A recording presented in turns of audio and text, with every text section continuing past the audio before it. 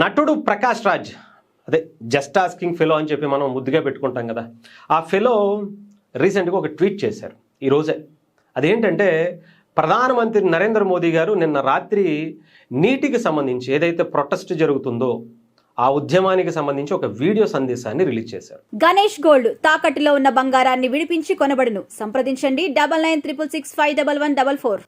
ఆ video release చేసిన తర్వాత జస్ట్ ఆస్కింగ్ ఫెలో ఉంటాడు కదా, అరికాల్లో మైండ్ పెట్టుకుని ఏది పడితే అది మాట్లాడేసేటువంటి మైండ్ సెట్, ఆఫ్ మైండ్ వాళ్ళు అంటారు కదా, అలాంటి వ్యక్తి అనమాట. వచ్చి ఏం మాట్లాడుతున్నాడంటే, ఆ ట్వీట్ ఒకసారి మీరు చూడొచ్చు చాలా క్లియర్గా. డర్ గయా, ప్రధానమంత్రి నరేంద్ర మోదీ గారి ఫేసులో ఆ భయాన్ని చూశాను, భయపెట్టినటువంటి యువతకు అలాగే కాక్రోచెస్కు హ్యాట్స్ ఆఫ్ అని చెప్పి, థ్యాంక్ యూ అని చెప్పి పెట్టాడు. ఎవరు భయపడిపోయారు అంటే, ప్రకాష్ రాజ్ని చూసి భయపడిపోయారా? ప్రకాష్ రాజ్ని చూసి మోదీ భయపడారా అంటే డెఫినెట్గా మోదీ గారు భయపడ్డారు. ఎందుకో తెలుసా? నీలాంటి టెర్రరిస్టులు ఈ దేశంలో ఏం చేస్తారో తెలియదు.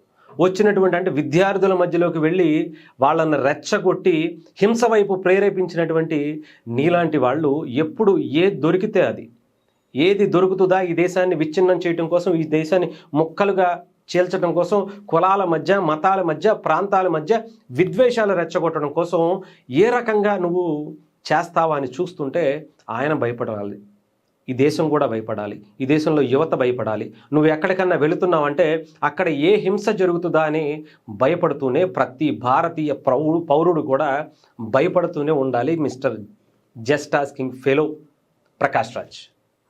సరే, ఇక్కడ గురించి మాట్లాడుకుందాం. అసలు నువ్వు వెళ్ళిన పనేంటి? నువ్వు అక్కడికి వెళ్ళో ఏం పీకావు? మిస్టర్ ప్రకాష్ రాజ్ నిన్నే అడుగుతుంది, జస్ట్ ఆస్కింగ్ నీకే. నువ్వు అక్కడికి వెళ్ళి ఏం పీకావు? విద్యార్థులు చనిపోయారు, నీటికి సంబంధించినటువంటి ప్రశ్నాపత్రం లీక్ అయింది, దాని గురించి మాట్లాడకుండా అక్కడికి వెళ్ళి రాముడు గురించి మాట్లాడడానికి నీకు ఎంత కొవ్వు పడితే నువ్వు అక్కడికి వెళ్ళి మాట్లాడుతావు?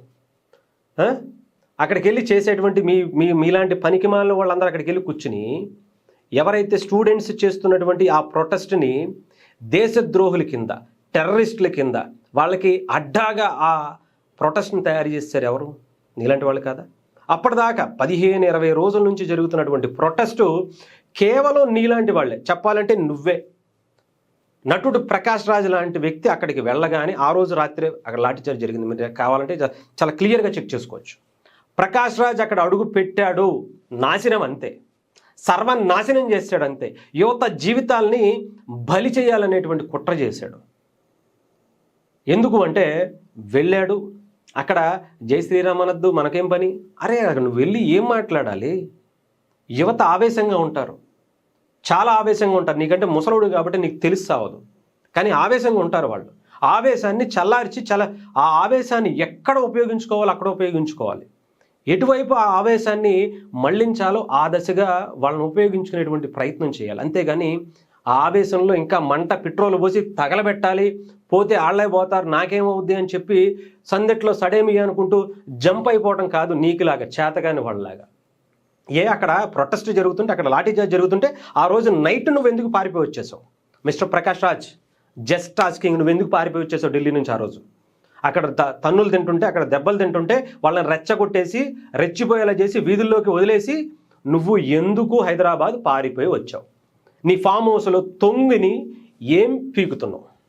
ఇక్కడికి వచ్చి సొల్లు కవర్లు ప్రొఫెసర్ నాగేశ్వరరావు గారి దగ్గర టీవీలో కూర్చుని సొల్లు కవర్లు ఎందుకు చెబుతున్నావు? అదేదో అక్కడే ఉండి చెప్పొచ్చుగా. భయమా? నీ నిజస్వరూపం బయటపడుతుందని చెప్పి తరిమేస్తారు యువత అని చెప్పి పారిపోయి రాలేదా నువ్వు? ఎవడైతే అక్కడ నాయకులు ఉన్నారో వాళ్ళు వెళ్ళి బర్గర్లు తింటాం ఏంటి? అక్కడ ప్రొటెస్టులు జరుగుతుంటే, దాడులు జరుగుతుంటే పోలీసుల మీద రెచ్చగొట్టి వాళ్ళని పోలీసుల మీదకి పంపించి వెళ్ళి బర్గర్లు తింటాం ఏంటి? నీకు ఇలాంటి పనికిమాలిన వాళ్ళకి చేత కాకపోతే వెళ్ళి కింద మీద కూర్చుని, వెళ్ళి మూసుకుని కూర్చుని వెళ్ళి ఫామ్ హౌస్లో తొంగోవాలి. అంతేగాని ఇలా యువత జీవితాలతో ఆడుకోకూడదు. నీకేం పోయింది? లారీ ఎక్కావు, షోయింగ్ చేసావు, వేసుకుని మళ్ళీ ఫ్లైట్ వేసుకుని వచ్చేసావు. నీదేం పోయింది? నీకు కూడా 4 దెబ్బలు తగిలితే అప్పుడు తెలిసేది వాళ్ళ బాధ ఏంటో.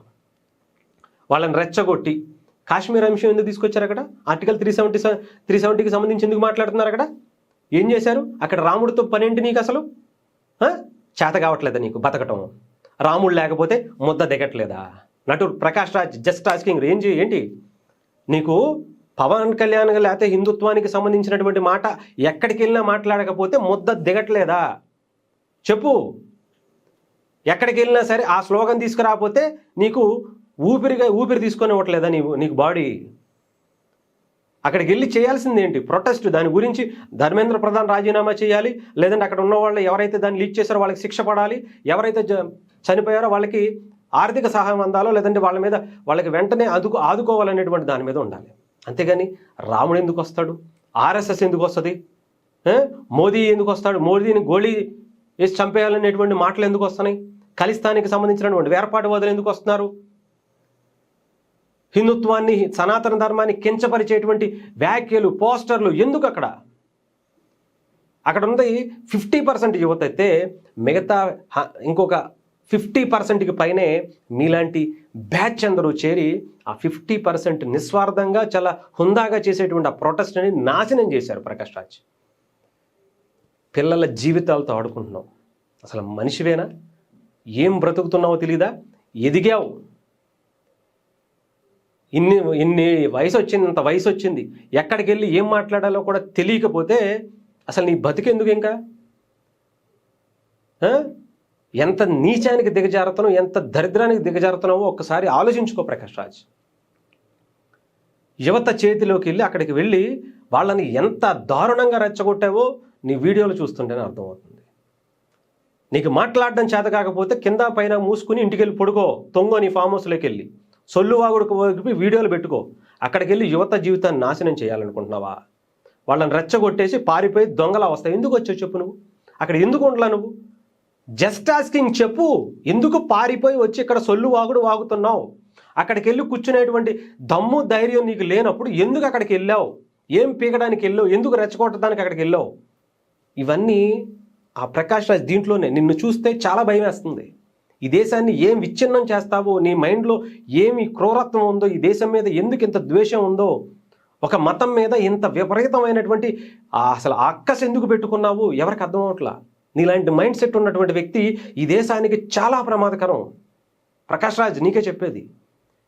ఈ దేశంలో 80% ఉన్నటువంటి హిందువులు వాళ్ళు రెక్కలు ముక్కలు చేసుకుని వాళ్ళ రక్తంతో సంపాదించినటువంటి డబ్బుతో నువ్వు బలిసి కొట్టుకుంటూ మాట్లాడుతున్నావు.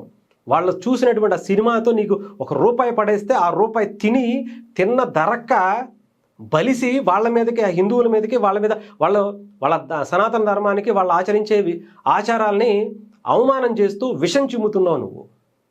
లేకపోతే నీకు ఆ స్థాయి వాళ్ళు ఇవ్వకపోతే నీ పరిస్థితి ఏంటి చెప్పు? అసలు నువ్వు అనేవాడు ఎవడెక్కడ అసలు ఈ దేశంలో?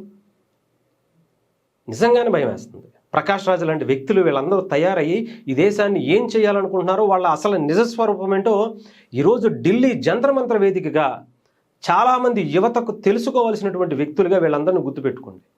ఈ దేశాన్ని విచ్ఛిన్నం చేయడం కోసం నిద్రాహారాలు మానేసి వీళ్ళ అసలు అదే పనిగా ఉండటానికి సిద్ధంగా ఉన్నారు.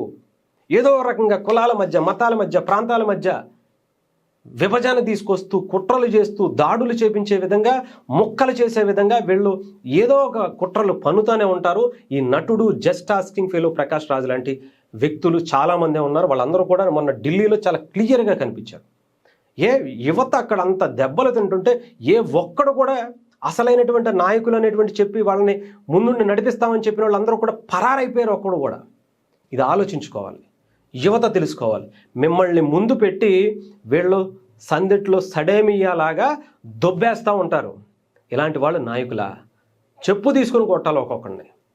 యువతని ముందు పెట్టి వాళ్ళ దెబ్బలు తింటుంటే వీళ్ళు వెళ్ళి బర్గర్లు తింటాం, ఛాయలు తాగుతాం, సమోసాలు తింటాం, పరారైపోవటం. సిగ్గులేనటువంటి వాళ్ళందరినీ కూడా నాయకులు అనుకోవటం మన బుద్ధి, మన మూర్ఖత్వం అని ఆలోచించుకోండి.